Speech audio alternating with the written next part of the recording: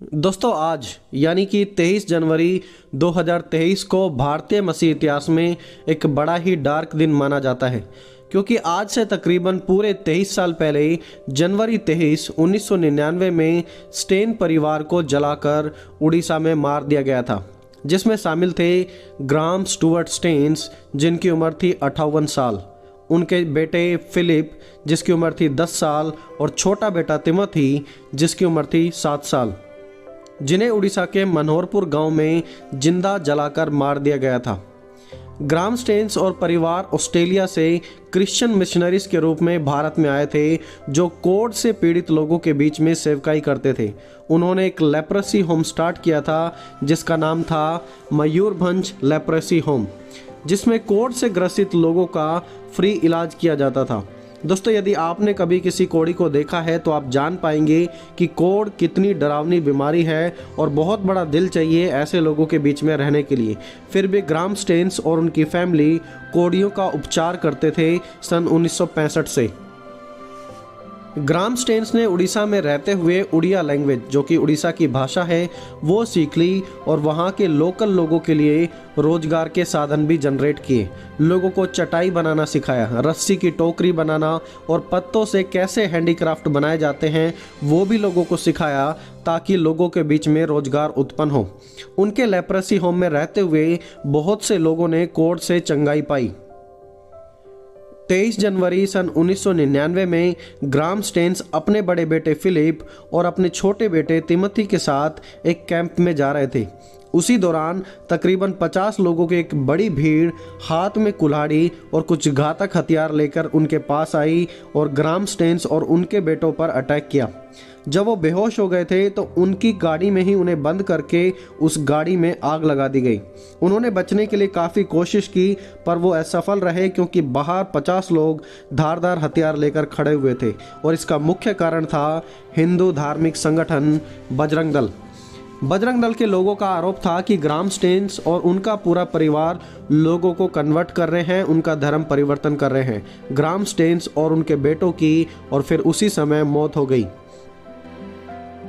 जब सालों बाद वादा कमीशन के द्वारा एक रिपोर्ट प्रेजेंट की गई, जब उन्होंने जांच पड़ताल की तो उसमें उन्होंने सबूत प्रेजेंट किए कि किसी का कोई भी धर्म परिवर्तन वहां पर नहीं किया गया था, बल्कि लोगों के साथ स्टेन्स परिवार का सेवा भाव से वो लोग वहां पर काम कर रहे थे, लोगों की मदद कर रहे थे, कोढ़ियों के लिए दवाइयाँ प्रोवाइड कर रहे थे।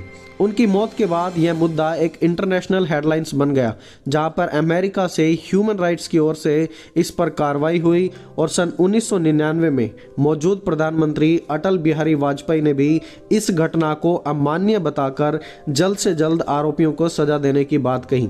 KR नारायण, जो कि उस समय के राष्ट्रपति थे, उन्होंने भी इस घटना को कंडम करते हुए कहा कि यह हमारे देश की शांति के लिए बिल्कुल भी अच्छा नहीं है और दोषियों को सजा देने के लिए उन्होंने भी जोर दिया। घटना की पूरी तहकीकात करने पर पता लगा कि इस पूरी घटना का मुख्य आरोपी दारा सिंह है, जिन्हें उम्र कैद की सजा दी गई। जब ग्राहम स्टेन्स की वाइफ से पूछा गया कि आप बताइए, आप इन आरोपियों के साथ क्या करना चाहेंगी जिन्होंने आपके पति और आपके दोनों बेटों को जिंदा जलाकर मार दिया, तो उनका वहाँ पर जवाब था कि मेरी परमेश्वर से यही प्रार्थना है कि ये लोग भी परमेश्वर के प्यार और उसकी दया से बदल जाएं। उन्होंने कोई भी सजा की मांग नहीं की। What a bold statement of faith. Staines की वाइफ ने प्रूफ कर दिया कि नफरत से बड़ा है प्यार, और प्रभु यीशु ने कहा था कि बुराई से ना हारो, लेकिन भलाई से बुराई को जीत लो, और उन्होंने प्रभु यीशु मसीह की सिखाई बातों को लोगों के सामने प्रेजेंट किया। ग्राहम स्टेन्स और बच्चों की मौत के बाद भी उनकी पत्नी अगले 5 साल उड़ीसा में ही रहकर लोगों के बीच में सेवकाई करती रही और फिर सन 2004 में वापस अपने देश ऑस्ट्रेलिया में चली गई। उसके बाद सन 2005 में स्टेन्स की वाइफ को इंडियन गवर्नमेंट के द्वारा उनके भले कामों के लिए पद्मश्री अवार्ड भी दिया गया, और सन 2016 में mother Teresa memorial international award for social justice में भी उनके द्वारा सम्मानित किया गया। आज भी उड़ीसा के उन स्थानों पर परमेश्वर का कार्य जारी है जहां पर ग्राहम स्टेन्स और उनकी पत्नी रहकर लोगों के बीच में सेवकाई करते थे। वो सेवा आज भी खत्म नहीं हुई है, और उड़ीसा के कंधमाल डिस्ट्रिक्ट में जहां पर यह घटना हुई थी, उसके बाद आज हजारों लोग प्रभु यीशु मसीह को उस घटना के द्वारा जान रहे हैं। आज भी उड़ीसा में मसीहत बढ़ रही है और परमेश्वर का कार्य लगातार बढ़ता ही जा रहा है। स्टेन्स की वाइफ ने सभी हत्यारों को माफ किया और परमेश्वर से उनकी बदलावट के लिए प्रार्थना की।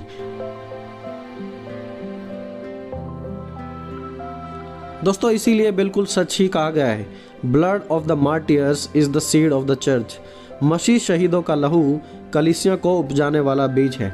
दोस्तों, आज आप ग्राहम स्टेन्स उनके परिवार की सेवकाई से आप क्या सीखते हैं? कमेंट सेक्शन में ज़रूर बताएं।